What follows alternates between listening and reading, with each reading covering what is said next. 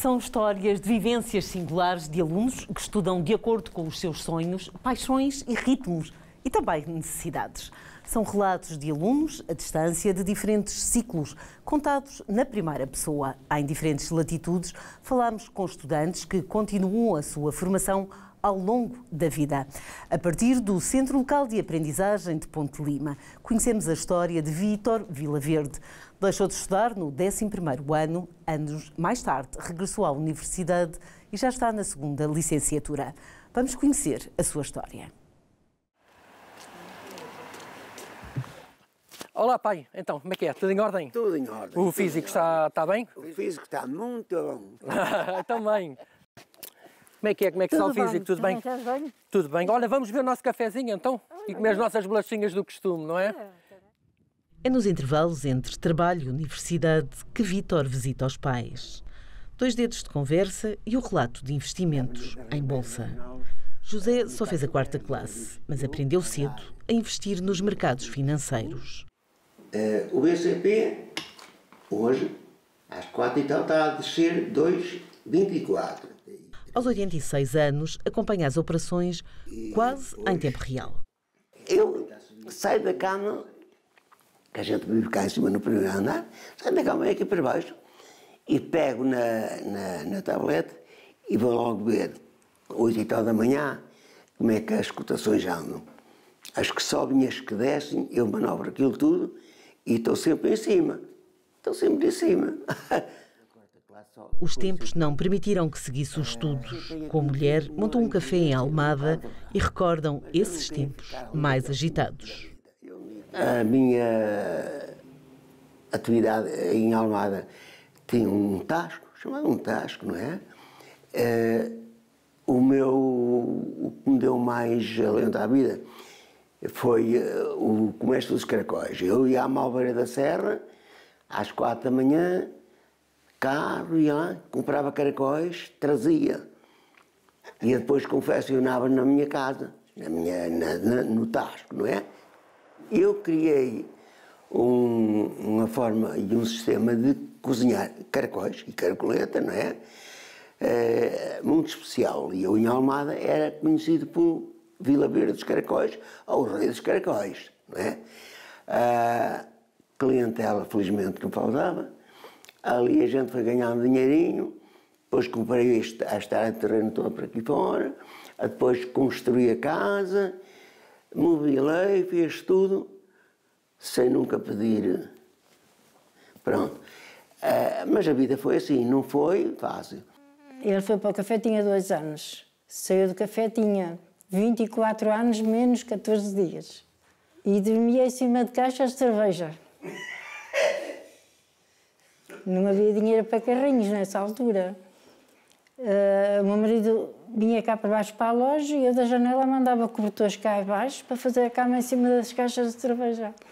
O meu filho acompanhava, e eu estou-me a lembrar ainda de... Acho que a Malveira nunca foi. Agora, à Ribeira Nova, que eu ia lá comprar marisco, Praça da Ribeira Nova, não sei se sabe, e aí eu lembro-me dele comigo, um quispozinho azul que ele tinha encafuado na cabeça e no corpo, só se via aos olhos. Estes ainda estão um bocado verdes, mas depois tens que me arranjar daqueles que estão ali. Que é para Vítor, à semelhança dos pais, também não pôde seguir os estudos. Depois do 11º ano, ficou a trabalhar no negócio de família. Mas a vontade em aprender e saber estava-lhe no sangue. Tinha que ajudar os meus pais, tinha os meus divertimentos, brincava muito. Fui criado em ambiente de bairro, muitos bairros, muitas ruas, lutas nas ruas, numa zona muito especial, que é a zona de Almada, muito característica, e, portanto, aprendi desde muito novinho a lidar com uma coisa que é muito cara ao curso de Ciências Sociais, a lidar com a diferença, com as pessoas, com as várias pessoas, com os vários mundos que desde muito cedo começaram a existir em Almada, não é? E, portanto, é uma das coisas que sempre foi importante para mim e aprendi a viver e a conviver com muita gente. Tornou-se contabilista certificado, regressou às origens e tirou a primeira licenciatura na Universidade Aberta em Ciências Sociais. apesar de ter parado durante bastante tempo, se bem que a nível profissional, isso não, a nível de estudo e empenho, nunca o tenha deixado de fazer, por causa dos requisitos da própria ordem dos contabilistas certificados. Tem um programa de formação bastante exigente e a formação contínua, portanto, nunca parei nessa, mas quis aprofundar certas matérias e desenvolver certos conhecimentos que não tinham sido feitos na altura, pronto, e que agora estão a ser feitos e que vão ser continuados, se Deus quiser, não é?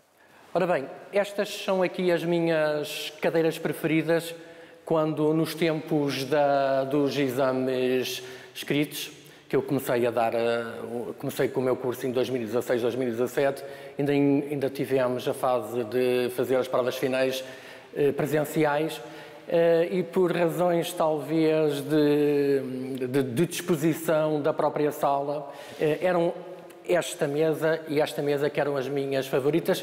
E talvez por isso ou não, tive muita sorte e correu sempre tudo bem, fiz sempre as cadeiras já à primeira e, portanto, e por isso é que, tal como a sala da minha escola primária, a minha primeira carteirinha, estimo muito esta sala porque deu muita sorte, especialmente estas duas cadeiras e estas duas mesas. Mas quis saber mais e inscreveu-se na licenciatura em Estudos Europeus. Uma aprendizagem transformadora para quem mantém atividade como contabilista. A temática europeia foi sempre uma coisa que me interessou, mesmo a nível profissional. Muitas áreas que são cobertas pela minha zona de conhecimento técnico puxa muito à questão europeia, que é a questão da fiscalidade, a questão dos financiamentos europeus, a questão dos financiamentos bancários das próprias empresas que envolvem ali conceitos e determinadas zonas que nós temos que manter debaixo de cobertura para as empresas não terem problemas. Portanto, e disse bem, os estudos europeus foram focados a nível da licenciatura de Ciências Sociais e vamos aprofundar isto. Portanto, entendi que vamos continuar com isto com mais 3 anos, aprofundar mais esta matéria, para depois sim, mais para a frente, a gente tratarmos do assunto. E vai ser tratado. Olá, viva Teresa, como vai? Tudo bem consigo? Tudo bem. Cá estamos mais uma vez. Temos aí um semestre à porta, depois de termos acabado o outro, não é? E como é que correu esta adaptação ao novo plano curricular? Naquilo que me diz respeito, e eu gosto de dar sempre o meu ponto de vista todos os semestres, o plano para mim não me causou grandes dificuldades, eu sei qual é o caminho que eu tenho que percorrer. Por outro lado, também estou agradado com o novo plano da licenciatura, porque venho ali meter matérias que me interessam sobremaneira, quer dizer, a questão mais aprofundamento das migrações, as descolonizações, parte tem a ver com a estética, parte tem a ver com a imprensa, portanto, coisas que vão ser ali tratadas e que gosto bastante. São assuntos atuais e que nos, portanto, motiva bastante este estudo. Vítor juntou-se aos cerca de 500 alunos nos vários níveis de ensino do Centro Local de Aprendizagem no Alto Minho, em Ponte Lima. Um porto de abrigo para quem se sente isolado nesta metodologia, estando em Viana do Castelo, Braga, Guimarães, Valença, Melgaço ou Monção. Procuramos sempre fazer essa ligação com outras entidades que estão no território e, portanto, a divulgação da oferta pedagógica e mesmo a questão da organização de eventos com outras entidades é fundamental para que haja esta divulgação da Universidade Aberta. E acho que ao longo destes 14 anos de existência da Universidade Aberta em Ponte Lima, acaba por ser fundamental promover a Universidade junto de outros concelhos. Portanto, procuramos sempre interagir com outras entidades de formação, associações, mesmo câmaras municipais, precisamente para integrar e até promover o trabalho também que os nossos alunos fazem, não é? Porque sabemos que são alunos de outros concelhos e acaba por ser uma forma também de divulgar esse empenho e o valor dos nossos alunos. Vítor continua a estudar, dedica tempo à família e, como aconteceu com toda a sua família, também o filho já saiu do norte, desta vez para fora de Portugal, fazer investigação. Fomos virtualmente até ao México falar com Charles da Silva, que nasceu na Venezuela, estudou em Portugal, mais precisamente na Ilha da Madeira. Quando fazia o doutoramento em Espanha, recebeu um convite para ir dar aulas numa universidade mexicana. Enquanto se adaptava à nova cultura, o interesse pela interculturalidade levou-o à Universidade Aberta. Obrigada pela sua disponibilidade. Venezuela, Portugal e agora o México. Já são 3 culturas diferentes. Como é que se adaptou? é um processo de adaptação, não é? Com todos os processos migratórios de adaptação, assimilação, vamos tentando, não é? Juntar as duas culturas. Eu acho que essa é a via mais saudável. Manter a nossa identidade portuguesa, como sempre, entre os grupos, entre as pessoas, os portugueses que aqui estão, mas reconhecer a nova cultura, fazer parte dessa nova cultura, comer comida com picante, dar o grito, ou, enfim, nas datas próprias, pátrias, no caso concreto, e pronto, e encontrar uma relação saudável, sobretudo, não é? Entre a nossa cultura e a cultura de acolhimento. Como é que teve conhecimento da Universidade Aberta? É interessante. Repare que a mesma migração faz-nos pensar, eu tenho a ideia que nos faz pensar em algo evidente. Partimos para uma globalização sem pensar, isto é, a globalização foi pensada, mas não preparada. Penso que não se realizaram todas as diligências, como por exemplo pensar na interculturalidade. Tudo é muito interessante, mas as culturas são diferentes e temos que respeitá-las, é parte da identidade de cada pessoa, de cada sociedade, de cada país. Então, por aí foi como conheci a Universidade Aberta, através do seu doutoramento de interculturalidade. E falei, à altura, quis saber um pouco mais sobre como era este processo, e porque, como venho da área da psicologia, acho que é inevitável, a interculturalidade é inevitável para a área da saúde e muito mais para a área da psicologia. E decidi iniciar o doutoramento porque era das poucas universidades que realmente mantém esta ideia e trabalha um tema tão importante para nós, e que nos permite, à distância, manter todo um processo de aprendizagem e um processo no qual já estou, não é? Porque seria diferente, naturalmente, fazer o mesmo processo no México. Tem a ver com toda a parte burocrática. Sim, é facto que já tenho uma mestria feita no México, mas é um processo burocrático maior e achei que era muito mais interessante, não é? Poder fazê-lo desde a ideia da interculturalidade que está muito avançada em Portugal e que tem chegado pouco a pouco, sobretudo ao Brasil, por via dos estudos da mesma universidade, com a minha orientadora, a doutora Natália Ramos, que ha impulsionado muito esta ideia de interculturalidade e associar os portugueses com a migração, que é algo muito, muito importante.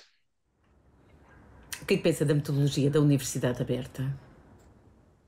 Em primeiro lugar, é extraordinário, não é? Continuamos também aqui no México com grupos de portugueses, através do WhatsApp, etc. Mas no caso concreto da educação superior em linha, eu penso que, em primeiro lugar, não é só o estudo, que é importante, é para isso que vamos, mas também acaba por promover a literacia digital. Ganhamos habilidades para trabalhar dados, para conhecer a informação ou para aceder à informação virtual desde fontes fidedignas. Claro que sempre utilizamos as bases de dados, mas cada vez mais os mesmos artigos dentro das mesmas bases de dados têm que ser muito bem analisados para entender qual é a orientação, quem são os autores, o que é que procuram, não é? Além das habilidades de trabalhar tanto assincrónica como sincronicamente com colegas que estão em outros países, em outras culturas, também diferentes ao mesmo tempo, não é? E como é que classifica esta sua experiência? Acho que é inevitável. Todas estas habilidades geram autonomia, não é? No estudo, permitem-nos ajustar os meus horários como docente, ajustar os meus horários como investigador no México, como aluno da Universidade Aberta. Então acho que é uma série de coisas que se juntam, a capacidade que nos vai dando para entender os conteúdos digitais, poder fazer uma boa análise também desta informação. Lamentavelmente cada vez se lê menos, cada vez são mais vídeos, mais pequenos, mais rápida a informação, o que também não nos permite às vezes pensar tanto sobre a mesma. No caso da Universidade Aberta, Eu acho que é um processo muito profissional. Tão profissional que eu acabo de iniciar o meu segundo doutoramento na Universidade Aberta, que seria basicamente o meu terceiro em História. Outra vez incidindo na questão dos portugueses no México e neste caso concreto daquilo que têm feito ou que fizeram em outros tempos aqui no país, no México. Sendo já professor de Psicologia, que vantagens é que encontra nestas pós-graduações que está a frequentar? Eu acho que essa é a motivação, não é? Em primeiro lugar, o ser português e o querer encontrar raízes e desenvolver essas raízes com uma identidade muito portuguesa. E por outro lado, esta questão da interculturalidade e da globalização, para nós, psicólogos, evidentemente podemos ter objeção de consciência em alguns casos, em outros não, porque são culturais. Uma coisa é aquilo que eu quero e que não quero, e que gosto e que não gosto, e que tenho, por exemplo, o direito de dizer não vou atender essa pessoa por objeção de consciência, e outra é não poder dizer que não vou atender a pessoa porque é uma questão cultural e temos de respeitar. Então, creio que as duas coisas levaram a querer saber mais, a querer conhecer mais. Efetivamente não afeta. Aquilo que faz é que possamos ter mais conhecimento, transmitir mais conhecimento aos alunos, prepará-los melhor para um mundo que é completamente global, que é um mundo que nos permite viajar, sair, onde estamos a ver, além das universidades em linha, além deste processo tão mediático que é o comunicar, como estamos aqui agora, a muitos quilómetros de distância e podemos comunicar, também uma série de situações que são importantes conhecer a interculturalidade, como por exemplo as políticas públicas, migratórias, porque alguns países permitem que, por exemplo, se eu tivesse a necessidade de trazer um parente próximo por doença, permitam fazê-lo, mas outros não permitem. Então tem que se conhecer, tem que se investigar, tem que se profundizar um pouco mais todas estas questões para também poder participar ativamente na vida social, política do país e ajudar a que este desenvolvimento seja para todos, não é? Global, finalmente. Para quem visita o México, o que nos diria para ver? É algo complicado, porque todo o México é realmente extraordinário. É difícil dizer o que é mais bonito num país que tem desde desertos extraordinários até faunas, selvas extraordinárias. Então, tem de tudo. Eu acho que o México é um paradoxo. Recordo quando cheguei aqui, a primeira coisa que me perguntaram foi: já foste a Cancún? Eu estava em Tijuana. Então são 7 horas de avião. Não, isto não é uma ilha, não é um país pequeno, é um país realmente muito grande. Então acho que é essa distância, esta questão geográfica que permite uma diversidade extraordinária. É uma coisa, e a todos os níveis, desde a culinária, desde a preparação da comida, toda pica, mas tem formas diferentes de se fazer, até as questões mais interessantes. Se nós pensamos em Portugal, entre, não sei, Lisboa e o Porto, se há diferenças culturais, imagine aqui em espaços que ficam a quase 9 horas de avião, que têm uma estrutura completamente diferente, que tem um país que tem 2 fronteiras importantes, grandes, onde há um desenvolvimento também diferenciado. Então, o convite é conhecer o México. Levamos 10 anos, ainda nos faltam conhecer alguns estados, mas quase não saímos, porque realmente a diversidade mexicana é tão grande, tão grande, tão grande, que o gosto tem sido conhecer o país. Charles, muito obrigada pelo seu testemunho. Continuação de bom trabalho como aluno e também como professor. Em estúdio está o bastonário da Ordem dos Solicitadores e Agentes de Execução, Paulo Teixeira, para nos falar do contributo do modelo virtual na formação e atualização destes profissionais. Sr. Professor, muito obrigado pela sua disponibilidade. Acabámos de visionar reportagens em que temos alunos da Universidade Aberta que estão a fazer a sua formação, independentemente da localidade e das áreas, ao longo da vida. Que entendimento é que a Ordem tem sobre esta metodologia para os seus afiliados? Muito obrigado pelo convite. Bom, a formação na Ordem dos Solicitadores é algo que, em relação ao qual nós fizemos uma aposta muito grande e que a Ordem desde sempre faz uma aposta e fez e continua a fazer em termos de formação contínua ou até mesmo formação inicial, porquanto também temos o estágio obrigatório para ingressar na atividade profissional, mas as virtualidades do ensino à distância não eram propriamente a ferramenta mais utilizada antes do Covid. O fenómeno Covid teve coisas muito mais, mas vai tendo também algumas positivas, e uma delas foi precisamente redescobrirmos aquilo que poderá ser a utilização da tecnologia para podermos ter mais gente connosco, de poder chegar mais longe e a mais pessoas na formação virtual. Razão pela qual, à distância, não é? Razão pela qual, desde esse fenómeno, que nós temos vindo a apostar de uma forma séria naquilo que é a formação à distância, e de tal ordem assim foi, obrigatoriamente, no tempo do Covid, que, passado esse momento, não é de estranhar que, na verdade, os colegas tenham aderido de uma forma mais vincada àquilo que são as nossas ofertas de formação à distância, seja porque escusam da deslocação, do dia da deslocação, seja até mesmo em termos de custo, porquanto nós também, ao fazermos a formação, se ela for presencial, terá um custo administrativo suplementar, e se for à distância, nós, com certeza conseguiremos diminuir o seu valor. E, portanto, falamos aqui de uma partilha de conhecimento muito mais alargada. Seguramente. Não só aos associados, como também fora da OSAI. Essa foi uma outra aposta que nós fizemos, porque há um conjunto de outros profissionais, não necessariamente solicitadores, advogados ou agentes de execução, que querem, enfim, aderir e aderem a esta nossa formação, porque ela não é só uma formação de cariz puramente teórico, porque tem uma componente muito prática, e isso é bem visto e bem acolhido. O que é que as pessoas procuram? O que é que as pessoas podem procurar nestas formações?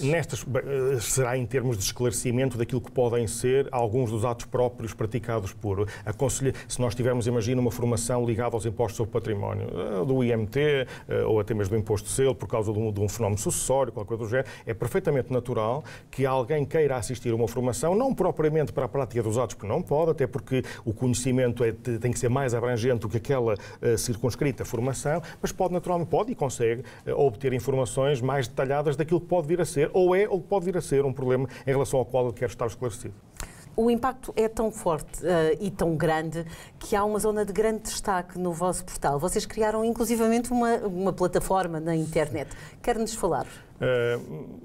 A ideia de nós termos uma plataforma parte do pressuposto de que quanto mais acessível, quanto mais intuitivo, quanto mais simples for até mesmo a gestão, o planeamento da agenda de cada um dos associados ou de cada uma das pessoas que possam querer aderir a essa formação, deve ser privilegiada, e a construção de uma plataforma que seja de fácil acesso e que tenha esse planeamento tão distanciado no tempo e com tanta antecedência, o que for possível, naturalmente que é uma aposta, e permitiu que os colegas pudessem, naturalmente, aceder de uma forma mais fácil, mais rápida, àquilo que é a oferta formativa da Ordem. Não deslocando do portal, ela tem uma própria denominação, nomeadamente falamos de um instituto. Certo. Ainda que não seja nenhuma representação de uma instituição fora da Ordem, ela continua a ser o Departamento de Formação da Ordem, o Departamento interno, só diz respeito à Ordem, é totalmente gerido pela Ordem, tem a designação de Instituto de Formação Boto Machado, porque quisemos homenagear um colega nosso, enfim, conhecido neste país, particularmente pelas suas intervenções a quando da instauração da República em Portugal, e, portanto, quisemos homenagear e passamos a designar o Departamento de Formação por Instituto de Formação Boto Machado. Se não é a única, é das poucas ordens que junta duas áreas distintas. Sim. Porquê? Em 2001, o Observatório da Justiça, que era e é, ainda existe, liderado pela Universidade de Lisboa, através da Faculdade de Direito, que tinha um conjunto de professores universitários que quis pensar naquilo que poderia ser a reforma da ação executiva. Reforma essa que é um sucesso, como nós sabemos. O ano passado comemoramos os 20 anos disso mesmo.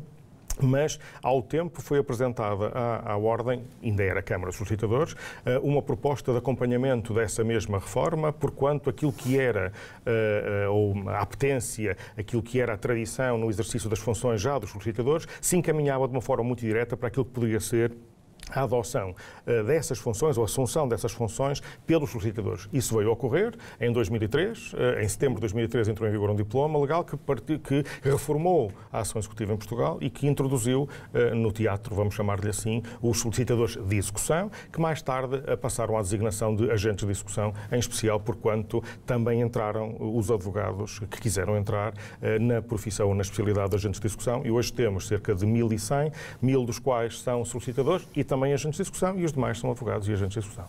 Sr. Professor, qual é o papel de um solicitador na sociedade? Olha, é fácil definir de uma forma abrangente, dizendo que qualquer assunto, qualquer questão, qualquer dúvida, qualquer aconselhamento na área jurídica, seja ela de que natureza for, tem ao seu dispor um solicitador que está tecnicamente preparado para o efeito.